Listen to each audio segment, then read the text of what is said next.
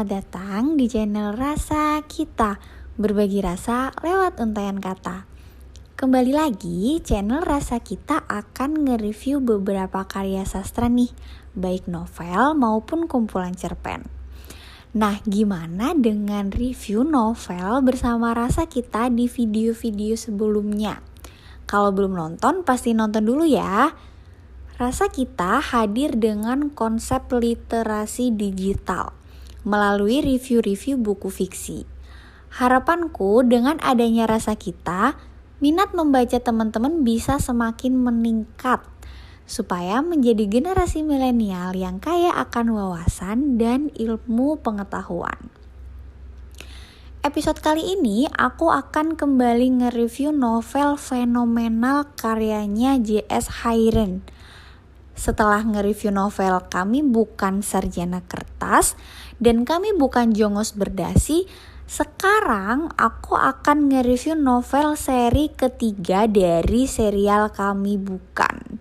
Nah, seperti yang udah terlihat di layar video ya, aku akan nge-review novel yang berjudul Kami Bukan Generasi Bacot. Wah, diksi yang digunakan untuk judul ini bener-bener berani ya, terkesan kayak kasar dan juga sensitif. Namun siapa sangka di dalam novel ini tetap menginspirasi seperti kedua novel yang sebelumnya. Kira-kira seperti apa kisah inspiratif tokoh-tokohnya? Oke, langsung aja kita mulai reviewnya. Dukung terus channel Rasa Kita dengan cara like, komen, dan subscribe. Di-share juga boleh loh, terima kasih.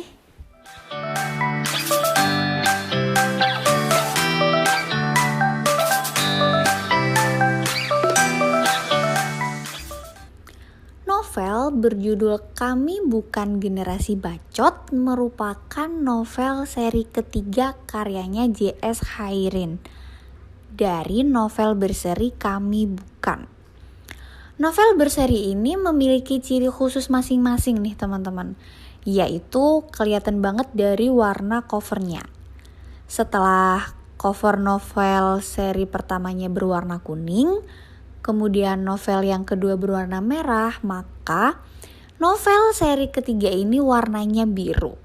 Tentunya warna-warna tersebut memiliki makna tersendiri yang mampu menggambarkan isi cerita nih dari dalam setiap novelnya. Seperti kedua novel sebelumnya, novel seri ketiga ini juga mendapat julukan yaitu novel biru. Novel ini diterbitkan oleh penerbit Bukune pada bulan Agustus tahun 2020 dengan ketebalan halaman berjumlah 287 halaman. Oke, aku sedikit cerita ya. Aku termasuk orang yang beruntung banget karena bisa mendapatkan novel dengan tanda tangan basah dari penulisnya di awal novel ini diterbitkan, kayak gitu. Nah, oke, kita mulai ya. Kisah pada novel ini masih tetap untuk menggunakan alur maju karena ceritanya merupakan kelanjutan dari novel merah. Para tokoh yang karakternya pun juga tetap sama.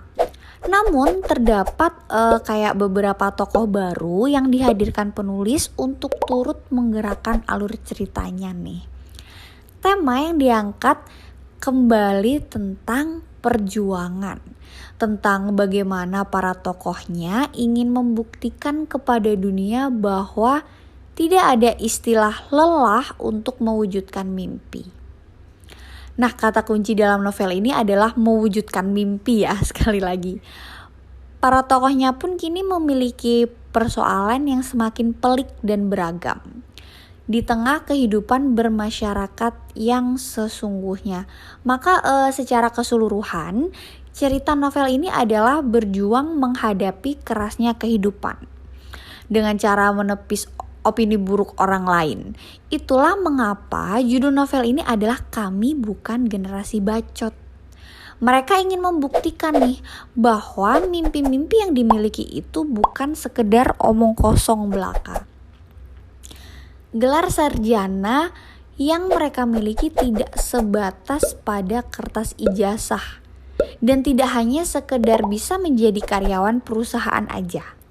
tapi mereka ingin memiliki sebuah karya, setidaknya kayak satu karya besar yang dapat bermanfaat dalam hidupnya dengan caranya sendiri-sendiri. Nah gimana? Sampai sini kedengarannya keren juga ya dan inspiratif. Oke, aku bakal lanjutin dulu nih. Masih sama seperti novel pendahulunya, penulis juga melengkapi keseruan kisah para tokohnya ini dengan menyuguhkan quotes yang inspiratif dan mampu membakar semangat pembacanya. Quotes tersebut seolah menjadi ciri khasnya J.S. Hayrin ya, yang selalu dilengkapi quotes di setiap karya-karyanya. Entah kenapa aku ngerasanya kalau quotesnya ini tuh bener-bener relate banget, bahkan bisa membakar semangat gitu untuk tidak menyerah dalam mewujudkan dan juga menggenggam mimpi sebesar apapun rintangannya. Jadi kalau kalian yang sedang patah semangat atau mungkin putus asa nih, wajib banget untuk membaca dan meresapi quotes inspiratifnya Kak Hayrin. Selain kisah-kisah para tokoh yang seru, quotes ini adalah bagian paling ditunggu-tunggu oleh pembaca setianya Kak Hayrin. Aku akan membacakan salah satu quotes ya dalam novel ini. Tulislah mimpi-mimpi yang tidak masuk akal sampai kau geleng-geleng kepala. Bahkan sampai semesta berbisik. Kalau mimpi anak ini terwujud, apa yang akan terjadi pada dunia ya? Nah, dari quotes itu kita bisa mendapatkan pesan nih teman-teman, bahwa jangan takut bermimpi besar. Jangan takut untuk mewujudkan mimpi besar itu. Dan yang paling penting adalah jangan hiraukan omongan orang lain ketika kita hendak mewujudkannya.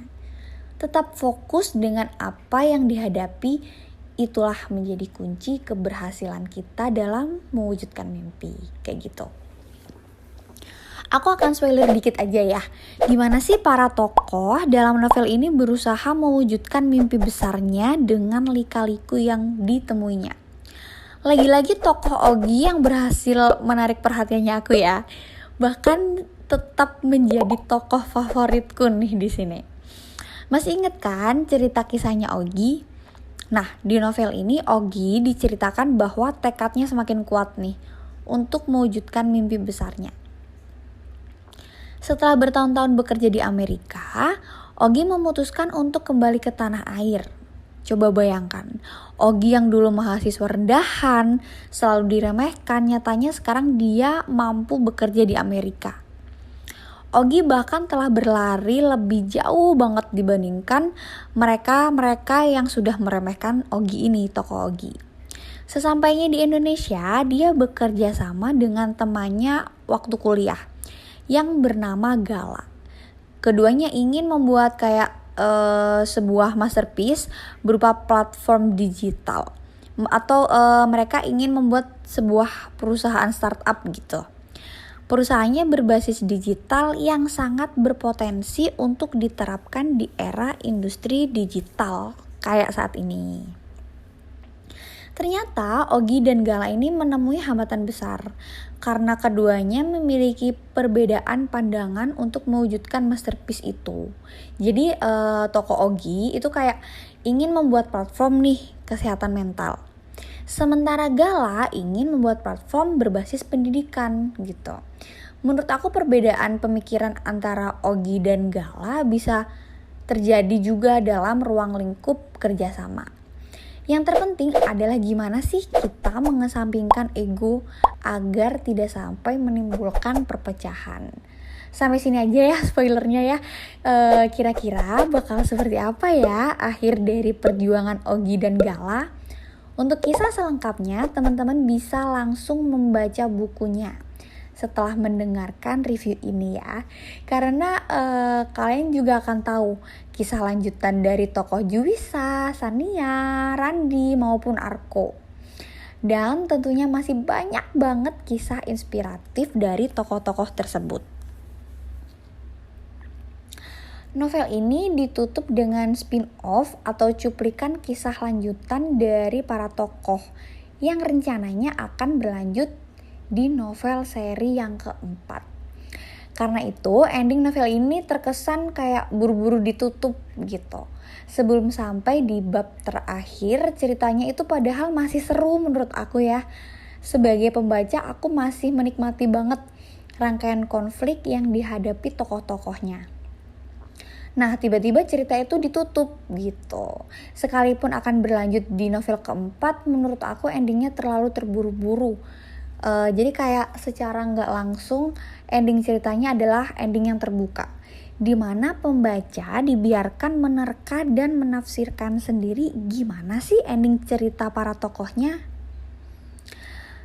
Nah, dari kisah-kisah pantang menyerah melalui tokoh Ogi, Gala, Randi, maupun Arko, pesan moral yang dipetik menurut aku jangan meremehkan perempuan dan juga kemampuan orang lain. Setiap orang tentunya memiliki kemampuan yang berbeda-beda.